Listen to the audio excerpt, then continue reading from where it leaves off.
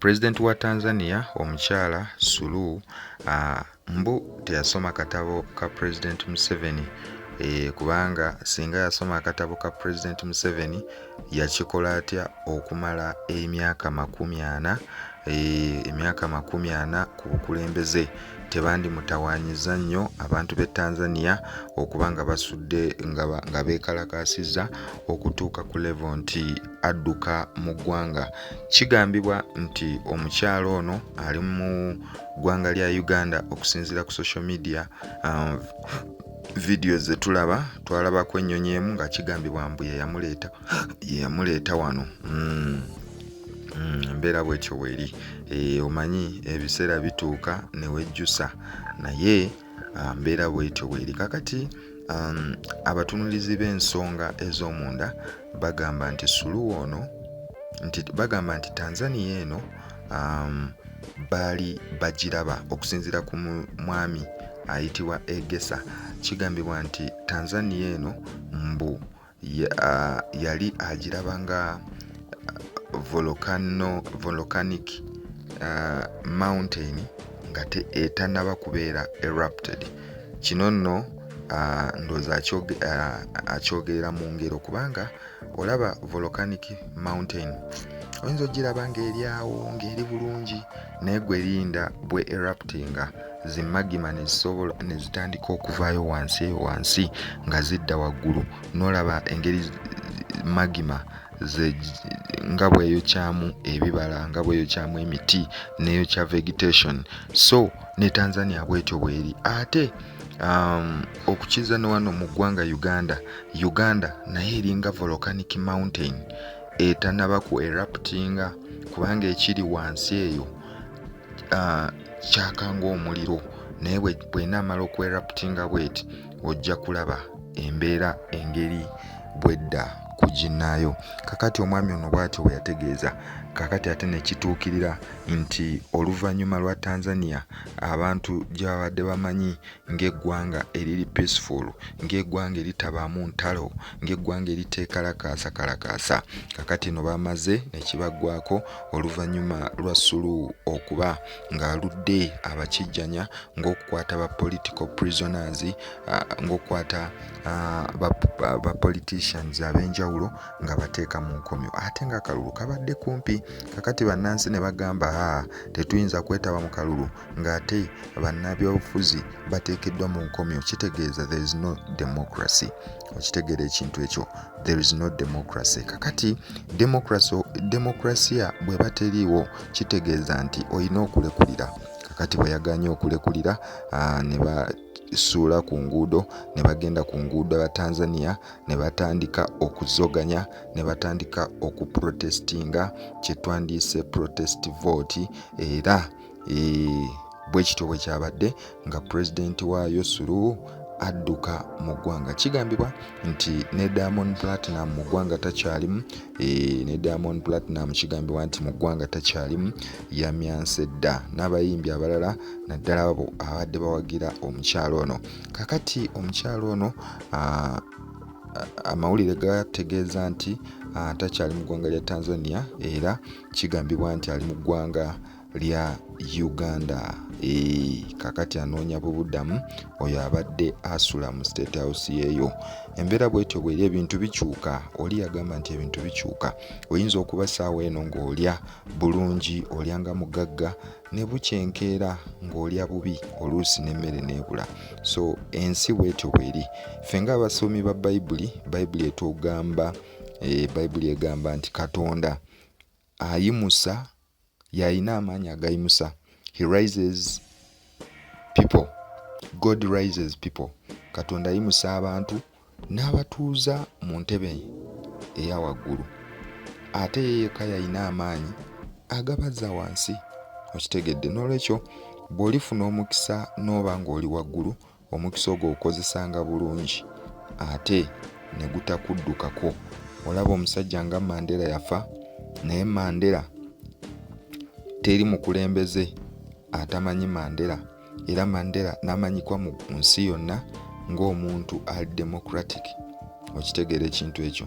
So bw'ojja ku bukulembeze n'okubayo ebisanja bibiri oba kimu ki ekiba kikulemesezza ate okudda ewammwe n'okola ebirala, kuba mu kisanja kimu oba ofunye byonna abalala bye bakaabirira, oba ofunye ssente, oba ozimbye, oba okoze businesses ezisobola okubeesawo mu bukadde bwo, naye n'olemera ku ntebe n'olowooza nti entebe gwe mulimu. No, entebe si gwe mulimu, kubanga bukya ne wejjusa lwaki wagiremerako.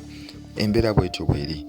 Mugamba mutya batiimu NRM ne batiimu NUP, batiimu People Power, tubatumiddeko nnyo. Tubatumiddeko mwenna bannayuganda. Obululu tebutwawula. Omuyimbi omu yayimba nti obululu tebutwawula. N'olwekyo nze mbatumiddeko bakyali bange, era tusaba Katonda tutaase eggwanga lyattu libeere mu mikono emirungi, kubanga Katonda yalonda abakulembeze. Oba aleese Bobi Wine, oba aleese ani, ekyo tulina kimwebaliza, era tusaba Katonda oyo asaakinga emitima, oyo alaba okubonaabona kw'abantu, atuwa omuntu anaatuula mu ntebe n'amanya ebizibu by'abantu ate n'abikolako. Ye muntu gwe twetaaga mu ggwanga lino okuba omukulembeze addako.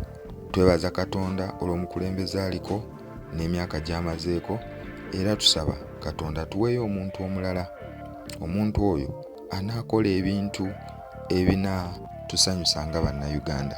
Kitegedde ekintu ekyo? Yes. Kakati kankuwe vidiyo eno ate nayo gyeyongeze. Mr. Gesa, what's your take on the Tanzanian situation? I see you mentioned Cameroon and Tanzania. Cameroon is not so much different from the other Francophone countries. About 6-7 years ago, I happened to be in West Africa doing some political strategy work. So I went on a road trip. I drove from Bissau, in Guinea-Bissau, to Nigeria, to Abuja, for 4 days. So I went through Mali and most of these Francophone countries in between there. So I realized that if you are not well exposed, when you return, you might end up joining NRM. You might think that the NRM here has done very well. That's what it is. Those countries are really bad off. They're so bad off. So I will not talk about Cameroon.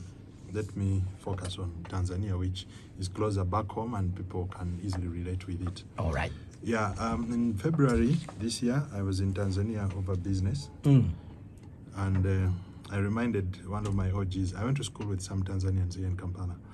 And so I reminded her that in 2011, when we were talking about their politics, I told them that they're just a dormant volcano.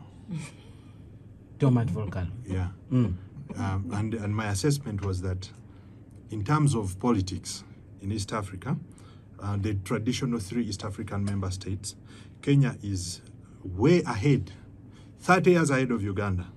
So Uganda is where Kenya was in the 1990s, when it was just grappling with a new multi-party dispensation after the repeal of Section 2A. So the period 96, 97, you know, you see, you can always get to superpose what Norbert Mao is doing here with President Museveni to what Raila Odinga did with the Moi government to try and shore up the numbers and give them some kind of legitimacy and all that.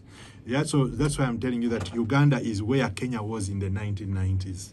Yeah, and Tanzania is not even where Kenya was in 1992. Its first multi-party election. So Tanzania has had a hangover from single-party politics for so long. So that's why I said it's a dormant volcano. It was always a question of time for them to reach that boiling point, and then a spillover would have to take place, because you cannot subdue and subjugate a population in perpetuity. Yeah, the president of Tanzania. There are a number of factors which come into play in Tanzania. By the way, when I was there, I was even pushed by my friends to try and lobby, because one of my friends is a wife to a very high-ranking official and a close confidant of the president. She was saying, no, bring your proposal, let's lobby and get some political strategy work. And I said, I'm not interested, because I don't really think I can work in this environment. Yeah. So President Suluhu did not pick the dictator's handbook notes from President Museveni. That is something that she missed. She needed to pick notes from President Museveni to know how you practice dictatorship properly. So she has let down that club of members at the African Union. I'm sure she should be called. She will be called to the disciplinary committee at the AU. So the other factor in Tanzania is the Chikwete factor. Very quickly. Yeah. President Chikwete, his shadow looms over the administration of President Samia Suluhu in Tanzania. And his influence in the intelligence community, in the military, is not to be ignored. So he has been there, and he's been a chief advisor, and he's somebody who resents President Museveni. Remember, it was during his time when the Tanzanians rejected the idea of East African Federation. It was actually President Chikwete's influence. He actually detests President Museveni. But if it were not the case, had he humbled himself and they came for dictators' classes here, I don't think they would make the blunders they have made. You see, President Museveni, I've said it here before, President Museveni is an intolerant person, but he's a very patient person. He cannot do what, he learns from his mistakes. At one point, he went into an election with Dr. Besigye in prison. Yeah. Now he cannot do the same thing today with the Honorable Robert Chagulanyi. Yeah. He learns from his mistakes and he has perfected the game. So someone who has been at this game for a long time is a senior now in that club. So they should have come for lessons to know how you hold a charade of an election and make people feel that, hey, you actually won by the skin of your teeth. You got 59%, when clearly you know that you have just allocated yourself that 59. Now they're telling you that President Suluhu is winning with 85%. Which kind of nonsense is this? 9 presidential candidates in the race. She garnered 85%. Yeah, so that's why I'm telling you